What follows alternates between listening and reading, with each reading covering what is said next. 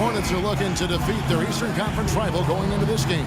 This is 2K Sports bringing you the NBA. I'm Kevin Harlan calling the action with my broadcast partners Steve Kerr and Clark Kellogg.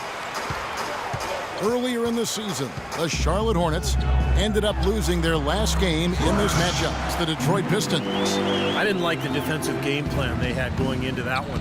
It just seemed out of whack. The matchups were wrong, and they didn't bring the energy necessary either.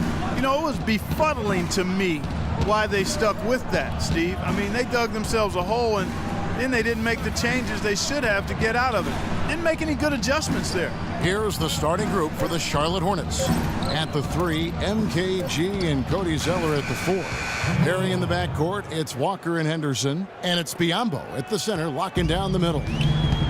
The Detroit Pistons, a proud franchise, of course, from 03 to 08, 6 consecutive trips to the Eastern Conference Finals.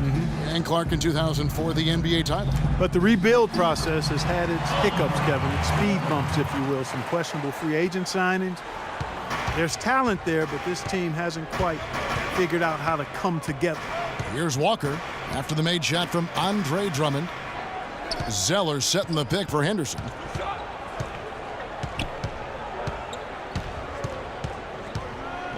The kick out to Walker. 4 on the clock. The fadeaway. Shot is off. You know, that's a problem he has. I mean, not being able to knock down that open jumper. I think it happens far too often. It's out of bounds. The Pistons able to retain possession here. Just over a minute and a half played here in this one. Monroe with a screen on Kidd-Gilchrist. Clutch the pass to Monroe. Down to 5 on the shot clock. Goes up the baseline. Again, the Pistons score. Yeah, very solid offensive execution out there. Outside, Walker. The feed to Henderson.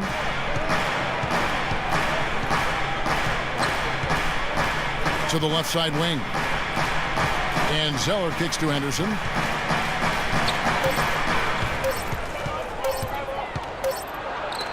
Whoops, there's the 24-second shot clock violation, so they'll turn it over. While we have a moment here, let's reveal the teams that have been holding opponents to the fewest points this month. The Pistons, number 1. 5th on the list, the Hornets. I think these clubs have made adjustments defensively. Both of them have, and that's why you're seeing the great defensive numbers that we're seeing. Good. And they're on fire. They've made 4 straight shots to get this thing going. Greg Monroe, 6'11", 250, the ability to play the 4 or the 5 spot. And his combination of size and skill makes him very coveted around the league. Now here's Kidd-Gilchrist. He had 13 points in the win against Toronto. And he gave him great effort defensively as well, including a couple of blocked shots. We're about 3 minutes into this first quarter. And Monroe, very left-hand dominant, much better scoring from that side of the floor. Yeah, and while being a lefty does throw defenders off, I think developing his right hand is something that will help him even get better as he moves forward. Now Henderson, after the missed 3 from Clutch. Here's Zeller, and foul called as he misses. He'll go to the line and shoot 2. You know, even from here, you can see that one pretty clearly. Yep, pretty obvious. And a good call by the officials. Well, Cody Zeller out of Indiana, the younger brother of Tyler Zeller, who was drafted in 2012. And Cody at 6'11", played center for the Hoosiers. More of a power forward, though, at the NBA level. Jennings passes to Clutch. Monroe with a screen on Kidd-Gilchrist. Off the pick. And again it will go. Basket is good from Clutch. Clutch has got 6 points. Just over 3.5 minutes gone here in the first.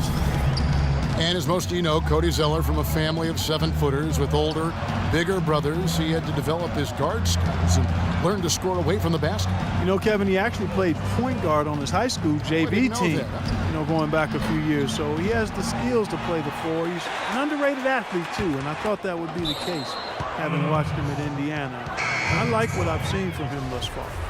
I think he was surprised to see the pass coming his way, and he reacted a little late. A different look here for Detroit. Anthony Tolliver. He's checked in for Monroe. Foy comes in for Meeks. And Reggie Jackson subbed in for Brandon Jennings. And then for Charlotte, Jefferson's checked in for Biombo. Vonleh comes in for Cody Zeller. And it's Williams in for Gerald Henderson. Let's find out what Doris Burke has for us. Well, Steve Clifford gave me a few minutes to catch up with him. He's looking to even the score in this season series with a win of their own. He told me they can certainly play better than they did the last time and said with their defense and shot blocking, they're planning to make matters difficult at that end of the floor. Kevin, let's see if they can lock them up. Thanks for the report, Doris. Steve, Clark, your thoughts on their defensive focus here? Well, it's the right strategy, Kevin, because you have to play to your strengths as a team. You can't get away from who you are. And that's right, Steve. Their strength is certainly what they do defensively. They can rattle folks. Perfect screen there. Set them up with a nice look. Poor job by the defender to not fight over or around that screen. Here's Clutch. Count that one. Clutch has got 10. Their offense already flowing. Some stellar shooting while jumping out to this lead. Well, high-quality shots, and they've been on target with them. Now here's Williams. He hasn't scored yet. That I'm sure will change. Walker with a clean look. Misses off the left iron. Now you can see why the defense is willing to let him take that shot. That's really not his range. Williams comes with a double team. Here's Jackson. And so he draws the foul on the shot. A trip to the line to shoot two. And the defense looking to protect the rim at all costs. Yeah, I like that. A foul to save the layup. Make him earn it at the line. Jackson hits both of them. Well, you kind of expect that from him. You pretty much know what the result's going to be when he goes to the line.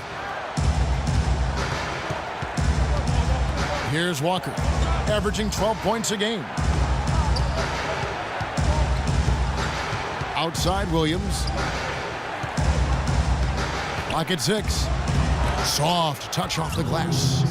Williams has got his first basket. Boy, nice work inside. Tough to get that shot over a big defender like that. Oh, that takes skill and creativity, Steve, particularly on the release to make sure he doesn't get a hand on it. And that makes 6 out of 7 shooting the ball here, so he is off to a blazing start. Outside, Walker. Pass to Jefferson. Rebounded by Jackson. Near the three-point line, it's Foy. It's good. The assist this time from Jackson. Well, they had a pretty good grasp of the game plan coming into this one. That's been very apparent.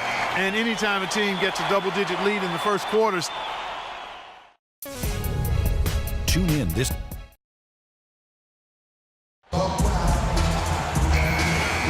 And Troy going with an almost entire new group here.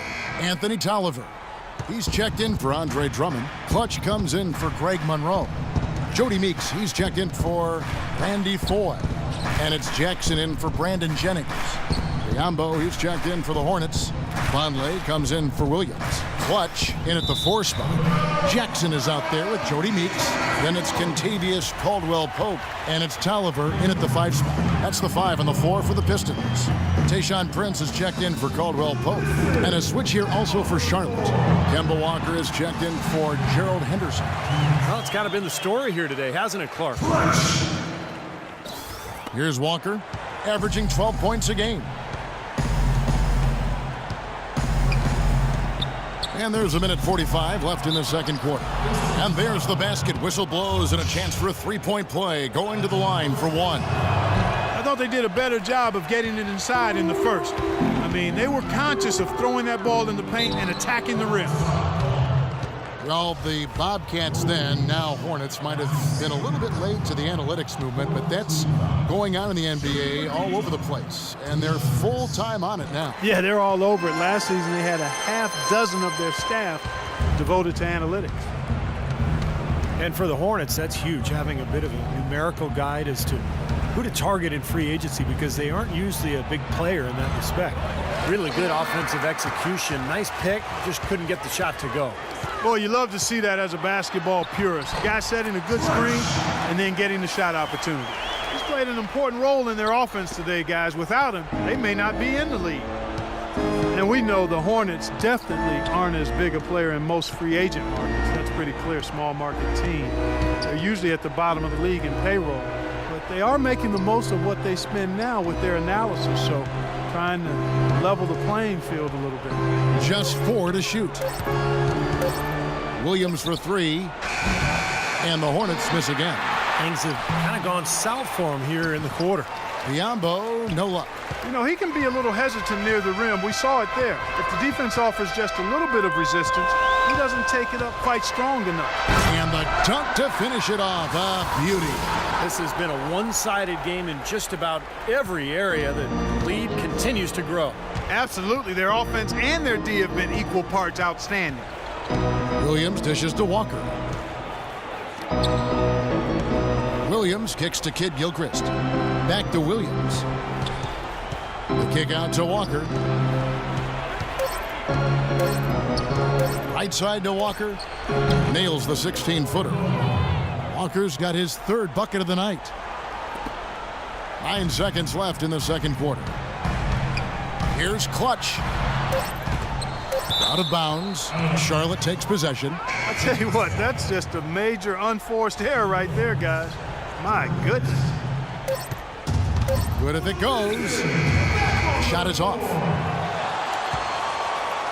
And so a pretty lopsided game through the first half. Pistons.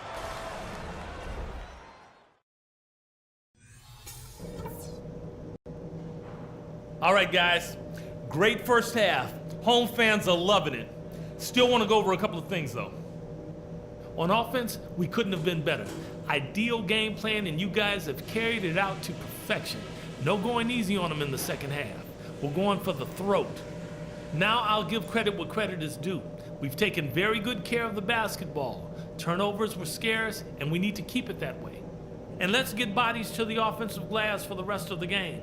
I mean, a lot of bodies. They won't hurt us on the break. Don't worry, just get to the boards. All right, guys, I know we got a healthy lead, but we cannot let up against this tougher team. Let's go.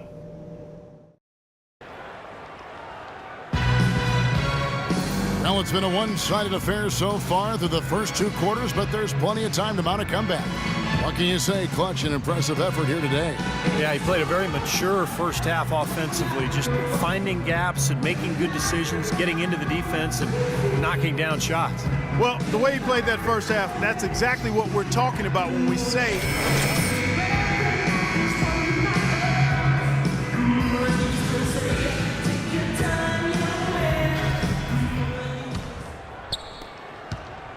Hornets trail by 16. Tipping off the second half. Here's Steve Clifford's 5. Inside, Cody Zeller and Bismack Biyombo. Henderson and MKG will fill out the wings. And it's Walker in at the point. It's Henderson on the wing. Quiet so far offensively, searching for his first points of the game. And he gets it to go. Henderson's got the first points to start out the third quarter for the Hornets. He's not their first option, but not a bad fallback either. Well, Gerald Henderson is not the most lethal outside shooter, but I really like the way he's learning to move without the ball. He's very opportunistic with his cut whenever his defender turns his head. Now let's send it to Doris from the sideline. Well, gentlemen, as you know, great post scoring is a bit of a lost art in the NBA, but Al Jefferson is a throwback player. He said, you know what gets me going? When I spin to the baseline real quick, get you off your feet, go under you, and throw it up fast. That's better than any windmill or 360 dunk I could ever do. Kevin? Oh, well, loves to operate down low. Thank you, Doris. Boy, and I love Jefferson's great footwork on the low box. I mean, he's always keeping